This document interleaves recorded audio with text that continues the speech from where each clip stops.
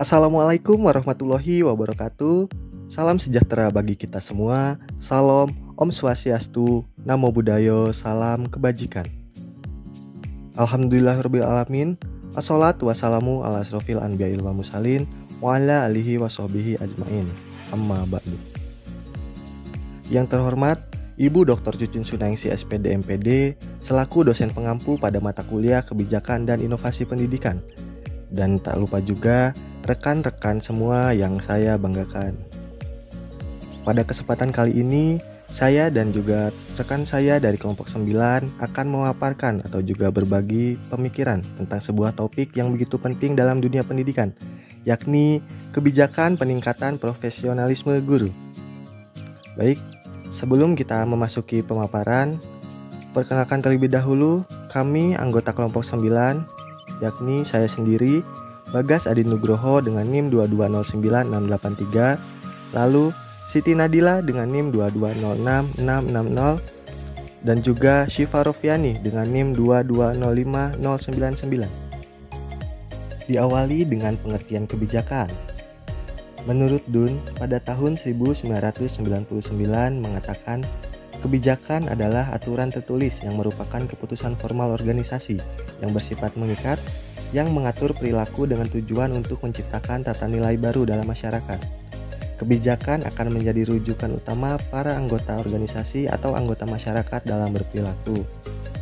Kebijakan pada umumnya bersifat problem solving dan proaktif, berbeda dengan hukum dan juga peraturan. Kebijakan lebih adaptif dan interpretatif, meskipun kebijakan juga mengatur apa yang boleh dan apa yang tidak boleh. Kebijakan juga diharapkan dapat bersifat umum, tetapi tanpa menghilangkan ciri lokal yang spesifik. Kebijakan harus memberi peluang diinterpretasikan sesuai kondisi spesifik yang ada. Nah, adapun profesionalitas adalah suatu sebutan terhadap kualitas sikap para anggota suatu profesi terhadap profesinya, serta derajat pengetahuan dan keahlian yang mereka miliki untuk dapat melakukan tugas-tugasnya. Dengan demikian, profesionalitas guru adalah suatu keadaan derajat keprofesian seorang guru dalam sikap, pengetahuan, dan keahlian yang diperlukan untuk melaksanakan tugas pendidikan dan pembelajaran.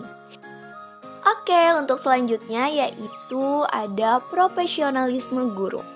Secara etimologi, profesi berasal dari kata profession yang berarti pekerjaan. Profesional artinya orang yang ahli atau tenaga ahli.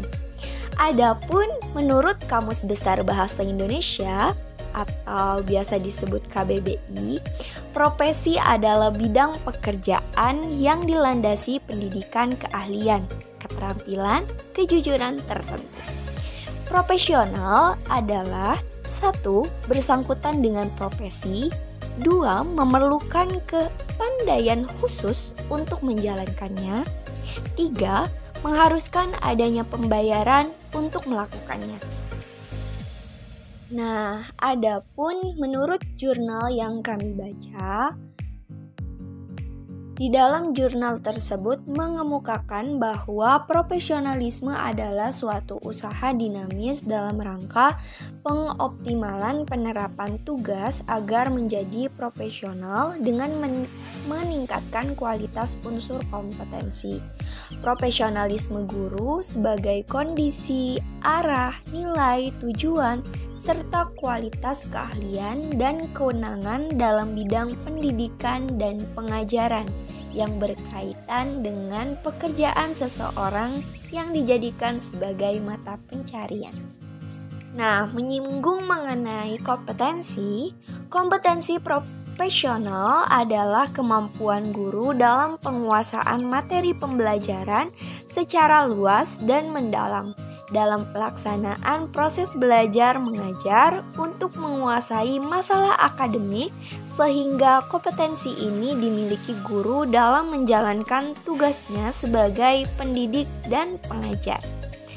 Adapun menurut Fathurrahman, pada tahun 2012, guru profesional akan dapat menyelenggarakan proses pembelajaran dan penilaian yang menyenangkan bagi siswa dan guru, sehingga dapat mendorong tumbuhnya kreativitas belajar pada diri siswa. Nah, untuk selanjutnya kita akan membahas mengenai kebijakan pengembangan keprofesian berkelanjutan atau PKB. Menurut Gultom tahun 2012, program pengembangan keprofesian berkelanjutan atau PKB memiliki 3 komponen utama, yaitu yang pertama ada pelaksanaan pengembangan diri. Pelaksanaan pengembangan diri melibatkan kegiatan untuk mengembangkan profesionalisme diri guru, termasuk melalui diklat fungsional dan kegiatan kolektif guru. Diklat fungsional adalah aktivitas untuk meningkatkan standar kompetensi dan mengembangkan profesi guru dalam periode tertentu. Kegiatan kolektif guru juga penting untuk mencapai kriteria yang ditetapkan, dan keduanya harus memperhatikan kepentingan guru dalam pengembangan profesionalisme dan layanan pembelajaran. Nah, untuk selanjutnya yaitu ada pelaksanaan publikasi ilmiah. Pelaksanaan publikasi ilmiah merupakan upaya untuk meningkatkan mutu dan proses belajar mengajar dengan cara mempublikasikan tulisan ilmiah kepada masyarakat luas. Ini meliputi penyampaian pada kelompok ilmiah, publikasi ilmiah formal seperti artikel pendidikan, catatan ilmiah, dan penerbitan referensi belajar serta petunjuk guru. Publikasi ini dapat mencakup berbagai topik dan bisa dilakukan secara lokal ataupun nasional. Nah, untuk yang terakhir yaitu ada pelaksanaan karya inovatif. Pelaksanaan karya inovatif, guru juga dapat diharapkan untuk berkontribusi dalam meningkatkan mutu pembelajaran melalui karya inovatif.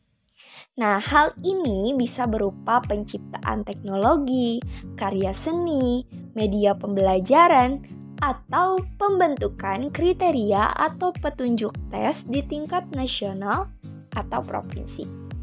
Karya inovatif ini mencakup berbagai bidang dan dapat bervariasi dari yang sederhana hingga kompleks.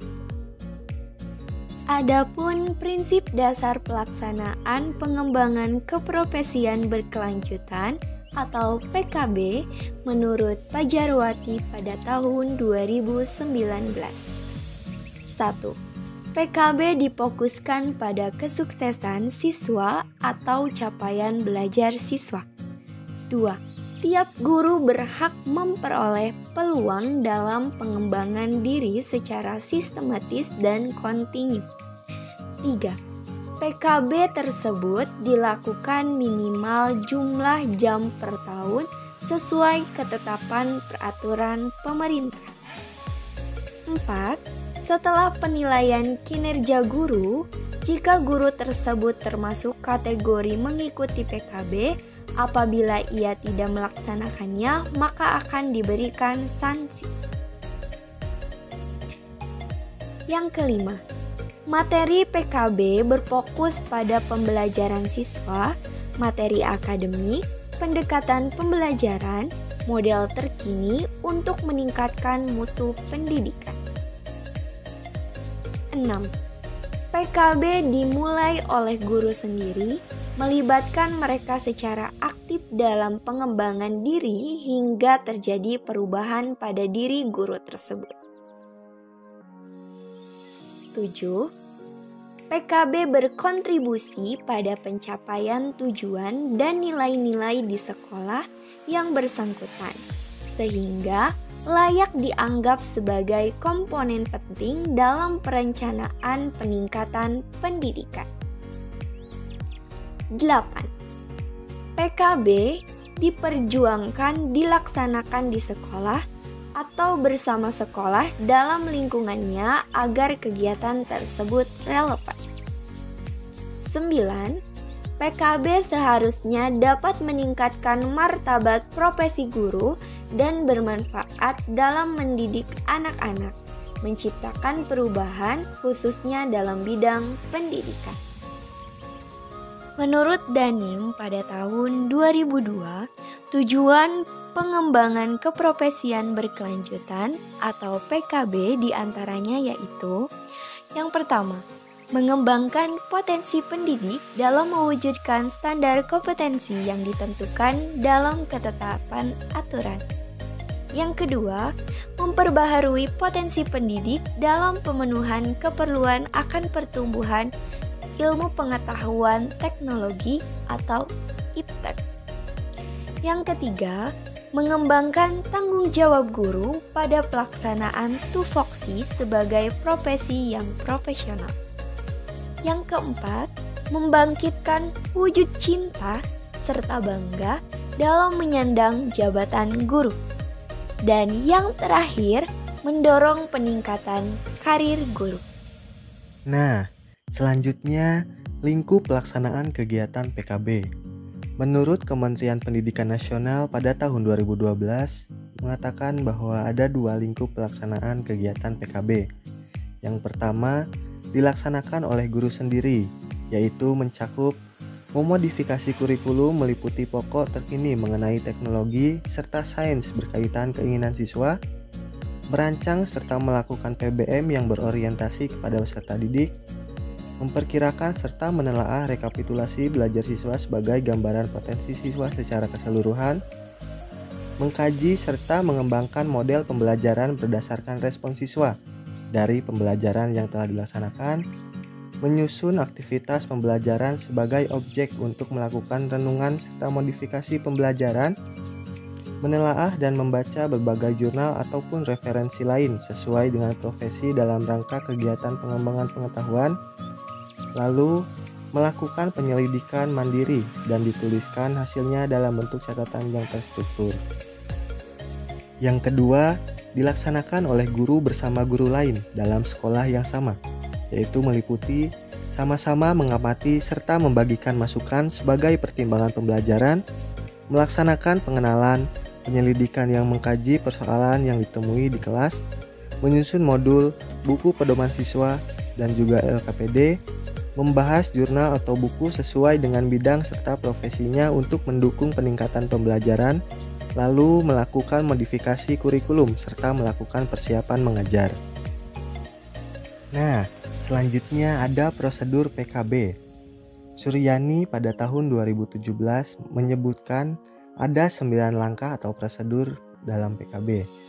Yang pertama, guru melaksanakan penilaian diri tiap permulaan tahun untuk melihat kinerja guru sebelumnya. Setiap guru, tidak terkecuali guru yang baru mengajar juga, harus melaksanakan penilaian kinerjanya. Pelaksanaannya bisa bermulaan tahun ajaran baru atau sebelum penghujung tahun ajaran. Kemudian, pendidik yang dikenakan beban mengajar lebih dari satu sekolah, lalu aktivitas penilaian.